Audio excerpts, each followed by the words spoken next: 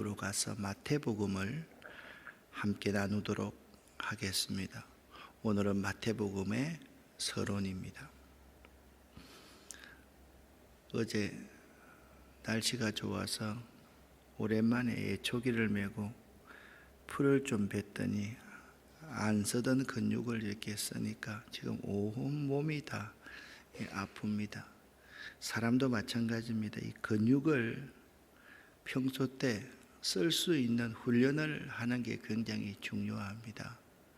제가 참 힘들더라고요. 이게 팔도 힘들고 어깨도 힘들고 그러면서 우리가 성경을 읽고 묵상하는 근육을 키우는 게 참 중요해요. 구약은 구약대로, 신약은 신약대로 이 근육을요 잘 키우면 여러분 걸어다니는 근육과 산에 올라가는 근육이 또 다르잖아요. 노동하는 근육이 다르잖아요. 우리가 신앙생활 하면서 이 성경을 깊이 묵상하고 이 성경 말씀을 따라가는 삶을 훈련하는 것은 매우 중요합니다. 그래서 서론적인 부분을 오늘 좀 말씀을 나누려고 하는데 1장부터 28장을 읽어가면서 이 서론의 내용을 여러분들이 깊이 새기셔야만 할 것입니다. 제일 먼저 마태복음, 마가복음, 누가복음, 요한복음이라고 하다 복음이라는 것이 헬라어 유앙겔리온이라는 굿뉴스라는 그러한 뜻입니다. 구원의 좋은 소식, 기쁜 소식을 의미하는 거죠. 그런데 사복음서를 여러분들이 읽어가려고 하면 이 복음서를 읽었던 주 독자가 어떤 독자들이냐를 여러분들이 잘 이해하면 이 복음서의 내용을 더욱더 깊이 묵상해 나갈 수가 있습니다. 마태복음은요 유대인들을 위한 복음입니다. 그러니까 주이시 크리스찬들을 위한 복음입니다. 유대교를 믿다가 예수를 믿게 된 사람들을 위해서 기록한 그 마태 공동체가 있었는데 그 마태 공동체를 중심으로 해서 복음서를 세리 마태가 기록한 것이죠. 그러니까 마태복음을 딱 보면 구약의 예언을 성취하러 오신 왕이신 그리스도의 모습을 기록하고 있습니다. 마가복음은요 로마인들을 위한 복음입니다. 로마의 압제 아래 있는 사람들을 위한 복음. 그래서 주님의 교훈보다는요 행적에 더 관심이 많습니다. 어려움을 당하고 핍박을 당하는 상황이니까 이적이나 행적에 훨씬 더 관심이 많다. 누가복음은요 헬라인 이방인들을 위한 복음입니다. 그러니까 족보부터 시작해서 족보가 하나님까지 올라가고 있는데 마태복음은 아브라함과 다윗의 자손이라고 그렇게 말하고 있지 않습니까? 그리스도는 온 인류의 구세주이다라는 점을 잘 설명해 주고 있는 책이 누가복음입니다. 요한복음은요 교회를 위한 책입니다. 주후 100년 이후에 교회는 영지주의자는 이단의 심각한 위기를 맞이하게 되고 사도들도 그때 되면 이미 다 죽었을 그러한 시기입니다. 요한복음에서는요 예수의 인성보다 신성을 강조하고 있다. 요 네 가지는 여러분들이 잘 기억해 두셔야만 할 것입니다. 마태복음을 읽어가는데요 마태복음의 주요 독자는 유대교에 관심하고 있는 그리스도입니다. 마태복음은요 구약의 예언을 성취하시는 왕이신 그리스도에 대해서 말하고 있다. 이 점을 꼭 기억할 수 있기를 바랍니다. 그렇다고 하면 서로 비슷한 4개의 복음서가 있는 이유가 무엇일까요?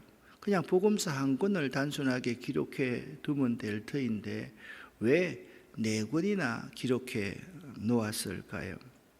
초대교회 교부 이레네우스는 땅에 동서남북이 있는 것처럼 복음서도 4개가 되어야만 했다라고 말을 하면서 성경 가운데 서로 비슷한 복음서가 있어야 할 이유를 설명을 했습니다.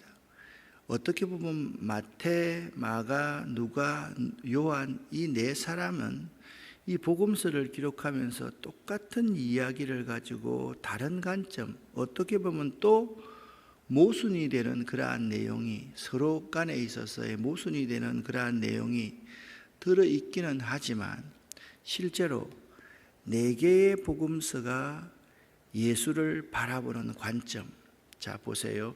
유대인의 관점에서 예수를 바라보는 관점, 로마의 압제하에서 예수를 바라보는 관점, 헬라인 이방인의 관점에서 예수를 바라보는 관점, 그리고 교회의 입장에서 교회를 수고하고 지켜나갈 입장에서 예수를 바라보는 이 관점이 서로 하모니, 조화를 이루어서 복음의 내용을 더 상세하고 분명하게 소개해주고 있다. 이것이 내 복음서가 있는 이유 가운데 하나입니다. 복음서 가운데 마태복음, 마가복음, 누가복음 이 3권을 공관복음이라고 말합니다. 공통된 관점으로 예수를 바라보았다. 그러니까 예수의 생애와 교훈을 기록하고 있는데요. 마태와 마가와 누가는요, 공통된 관점으로 예수를 바라보더라. 교회를 위한 책인 요한복음은요, 전혀 다른 신성을 강조하기 때문에 7개의 이적만 딱 말해놓고 있고 7개 나는 누구이다. 그러한 관점으로 우리 성경을 기록해 놓고 있는 것이죠. 이 공관복음서는 예수의 생애와 교훈을 비교적 사실 그대로 묘사하고 있는데 요한복음은 사실보다 해설에 더 중점을 두고 있는 차이가 있습니다. 그렇다고 하면 마태복음에서 이 마태, 세리 마태라는 사람은 마태 공동체를 어떻게 생각을 했을까? 그러니까 그 시대에 유대교를 믿다가 예수를 믿은 이 마태 공동체가 분명히 존재했을 거라는 거예요. 마태 공동체의 성격이 무엇인지를 아는 것이 매우 중요합니다. 마태는 유대 기독교입니다. 마태 공동체는 유대 회당 조직에 더 이상 속하지는 않았지만 회당을 매우 존중하는 사람들이 모여 있습니다. 그러니까 회당 조직에 속하면 유대교인이지요. 그런데 속하지 않았지만 해당 조직에 대해서 잘 이해하고 있는 사람들이었다. 마태 공동체는 율법을 잘 지키며 살았다. 그러니까 율법과 복음이 모순이 안 되는 거예요. 왜? 예수님이 가장 온전한 율법의 해설자이기 때문에 이 마태 공동체의 이 사람들은 율법을 아주 소중히 여기며 지키며 살았던 사람이다. 그리고 마태복음은요, 이방 선교에 대한 부활하신 예수님의 명령으로 끝을 맺고 있습니다. 그렇다고 하면 우리가 이 마태복음에 대해서 좀 더 구체적으로 한번 생각을 해볼 수 있어야만 될 것입니다. 마태가 기록한 공동체를 위한 기쁜 소식이 마태복음입니다. 마태는 유대인으로 직업은 세리였습니다. 그는요, 부름받은 후에 그리스도의 충실한 정인의 삶을 살았습니다.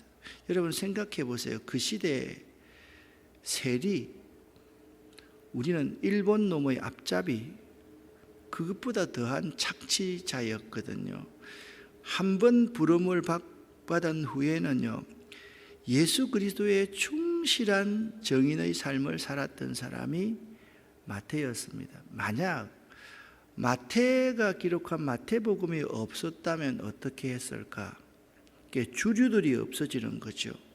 굉장히 심각했을 거라는 생각이 듭니다.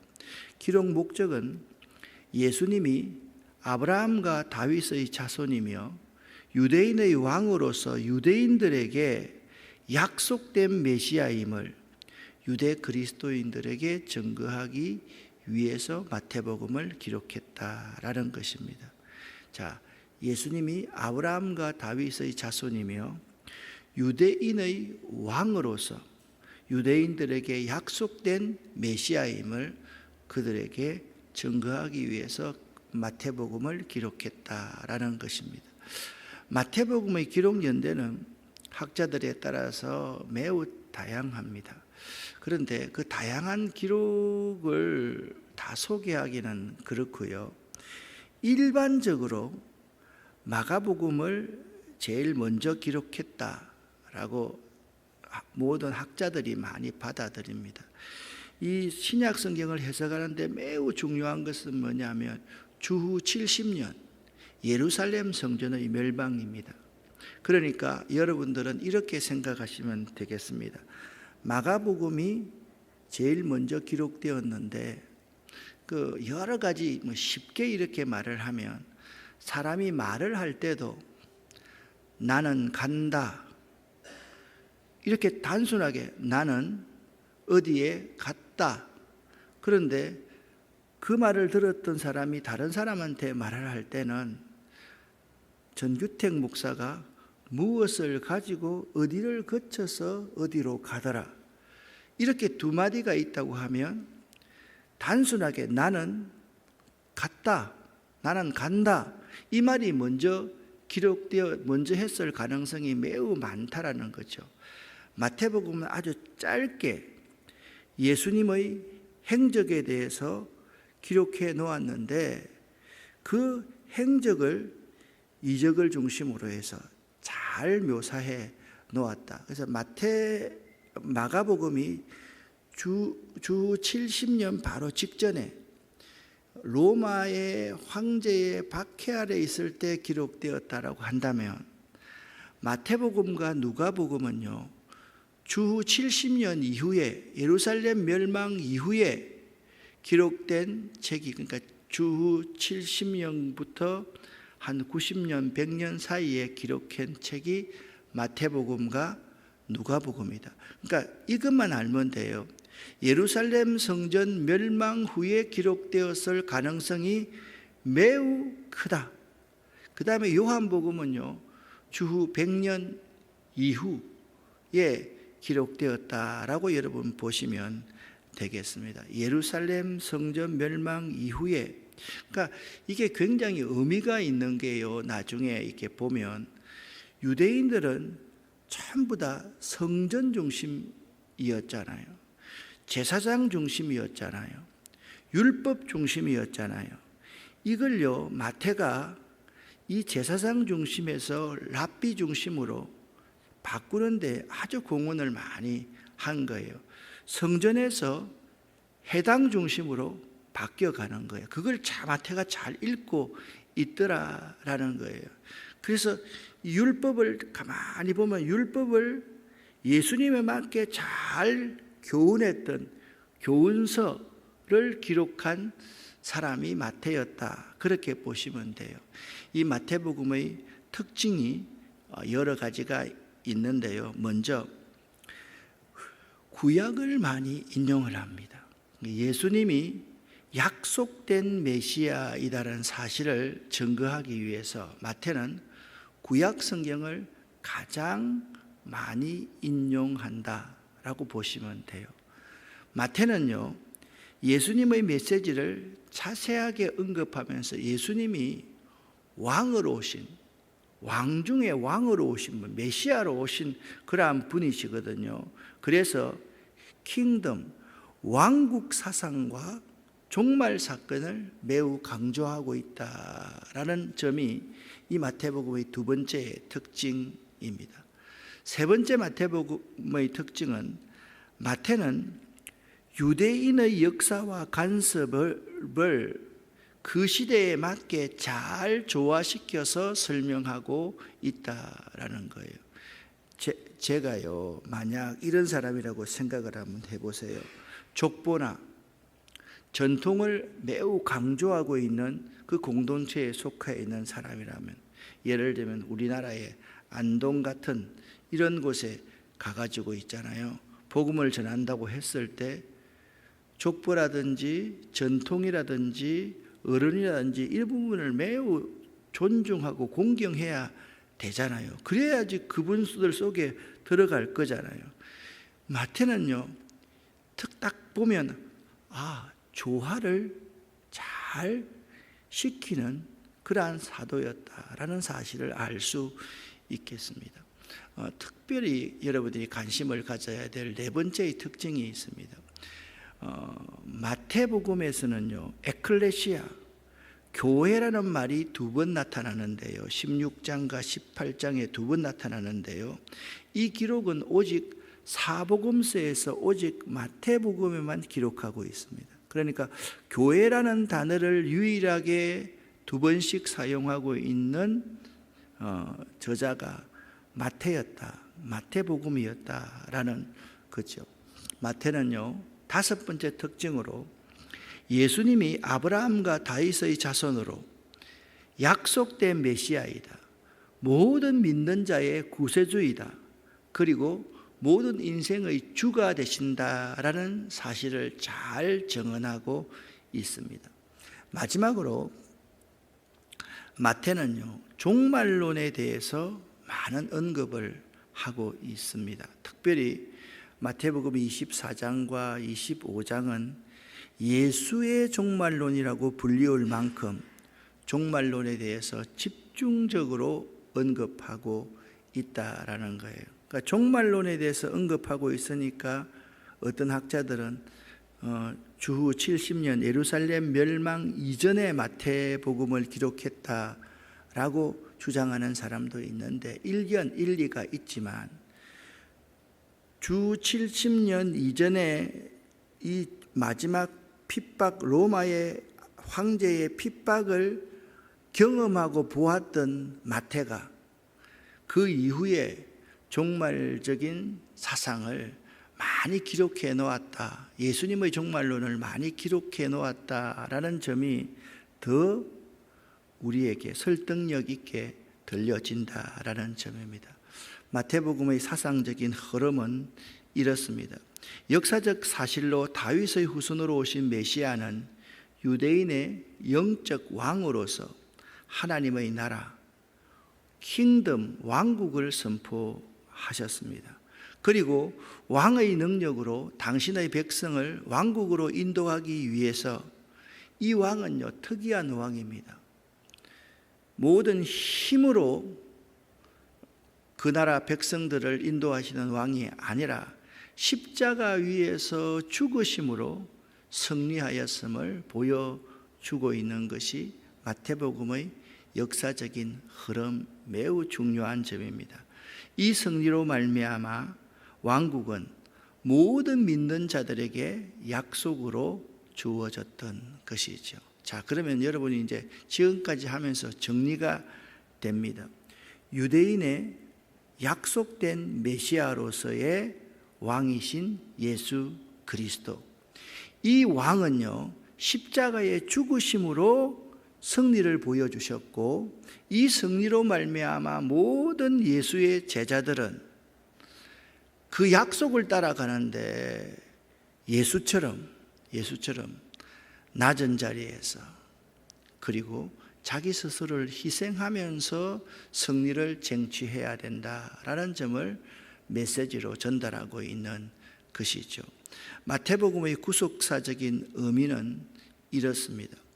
구약의 말라기의 예언에서부터 예수님이 오시는 그때까지 400년이라는 침묵의 기간, 암흑의 기간이 있었습니다. 그동안 이스라엘은요, 로마의 통치 아래에서 헤롯이라는 기괴한 자가 이 분봉왕으로서 유대를 다스리고 있습니다. 이 침묵의 400년 기간은요, 다윗의 혈통 이스라엘 왕을 기다리고 기대하는 기간이었던 것입니다. 그래서 마태복음은요, 이 400년의 침묵의 기간, 암흑의 기간 동안 이 메시아 사상이 많이 싹텄고 메시아 사상이 불같이 일어났던 그 기간에 마태는 마태복음을 기록했던 것이죠.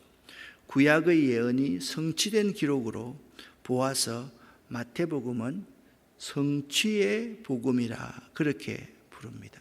자, 마지막으로 마태복음이 우리에게 주는 도전이 있습니다. 마태복음에는요, 크게 5가지의 교훈이 기록되어져 있습니다. 5장, 7장에서 산상설교, 10장에서는 전도훈련, 그리고 13장에서는 하나님 나라의 비유, 그리고 18장에서는 제자도, 그리고 종말로는 24장, 25장 이 5가지의 큰 교훈을 중심으로 해서 마태복음이 기록되어져 있다라는 것입니다. 이러한 이유로 일부 학자들은 마태복음이 유대교에서 개종한 초대교회의 교사와 감독 또는 성도들을 가르치기 위한 교육 지침서였다라고 주장하고 있습니다. 매우 가능성이 있는 주장이다라고 생각을 합니다. 사실 교회는요, 교회의 역사를 자꾸 돈을 많이 들여가지고 막 기록할 게 아니라 성도들의 교육을 위한 이 교육 지침서, 이러한 부분에 많은 관심을 가지고 성도들을 체계적으로 잘 기록해 나가면 어느 시점에 이 교회의 역사를 바로 세우는 사람들이 그 성도들 가운데 불일듯 많이 일어날 수가 있다라는 것. 저는 교회의 역사를 기록하는 것, 개교의 역사를 기록하는 것 반대하는 게 아닙니다. 참 중요한 것은 성도들을 복음으로, 말씀으로 바로 교훈해 놓으면 이분들이 뿌리의식, 역사의식을 가지게 되고 교회를 정말 사랑하는 사람들이 될 수 있다라는 것이죠. 자, 마지막에서 마지막으로 마태복음의 참 중요한 교훈이 있습니다. 마태복음은요, 복음의 본질이신 예수 그리스도를 잘 고수하면서 유대인 가운데 기독교를 믿게, 예수를 믿게 된 사람들을 위해서 복음서를 기록했다라고 말씀드렸지 않습니까? 마태복음을 읽으면서 여러분들이 2가지의 단어, 조화와 적응이라는 단어를 잘 한번 생각해 볼 수 있기를 바랍니다. 마태는요, 구약의 약속이 신약에서 성취되었습니다 라고 말하면서 율법과 복음을 조화시켰고요, 유대인과 그리스도인을 잘 조화를 시켰던 것입니다. 여러분 알다시피 우리가 조화롭다는 것은 매우 하모니라는 것은 매우 중요하거든요. 찬양대에서 소프라노가 있고 알토가 있고 테너가 있고 베이스가 있지 않습니까? 어느 한 사람의 소리가 툭 튀어나오면 그 찬양대는 찬양을 잘하는 것이 아니거든요. 각자의 소리를 잘 다듬고 서로 강점을 살리면서 조화를 이루어가는 그 찬양대가 하나님 앞에 기쁨으로 찬양을 잘할 수 있는 거거든요. 조화의 마술사 같은 사람이 마태였다. 그리고 그 시대에 유대교가 모든 유대를 지배하고 있던 그 시대에 정말 잘 적응해 갔던 사람이 마태였다. 마태 공동체였다라는 사실을 알 수가 있습니다. 또 한 가지를 생각한다고 한다면 마태복음은요, 구약의 모세오경을 중심으로 해서 모세오경의 패턴을 따르고 있는데요, 전체의 내용 그 자체가 5가지 교훈, 큰 설교의 교훈으로 1장부터 28장까지가 이루어져 있다, 이 점을 여러분이 기억할 수 있기를 바랍니다. 오늘도 여러분과 저로 말미암아 이 땅에 나누어지고 갈라져 있는 많은 사람들을 조화시킬 수, 조화롭게 살아갈 수 있도록 하는 그러한 여러분이 되었으면 참 좋겠습니다. 이 거친 정글 같은 이 세상 속에서 우리가 잘 적응하기 위해서 본질이신 예수 그리스도, 이 본질이신 예수 그리스도를 잘 고수하고 유지하고 개성하고 발전시키면서 이 정글 같은 세상에 잘 적응해 나갈 수 있는 여러분과 저가 되었으면 참 좋겠습니다. 오늘도 저녁 시간까지 여러분들이 기도해 주시고 저녁 때 또 모여서 아가스를 두 번째 강해토록 하겠습니다. 기도하겠습니다. 살아계신 하나님 아버지여, 감사합니다. 고맙습니다. 마태복음을 시작합니다. 마태 공동체의 그 바람이 무엇이었는지, 마태가 우리에게 주고자 하는 의도가 무엇인지 깊이 깨달아서 우리의 삶의 양약으로 삼아갈 수 있는 저희가 되기를 원합니다. 우리가 조화를 이룰 수 있는 사람, 본질이신 예수 그리스도를 잘 고수하면서 이 정글 같은 세상에 잘 적응해 갈 수 있는 자들 되기를 원합니다. 하나님, 우리에게 하나님의 성령을 부어 주시옵소서. 예수 그리스도 이름으로 축복하옵고 간절히 기도 올립니다. 아멘.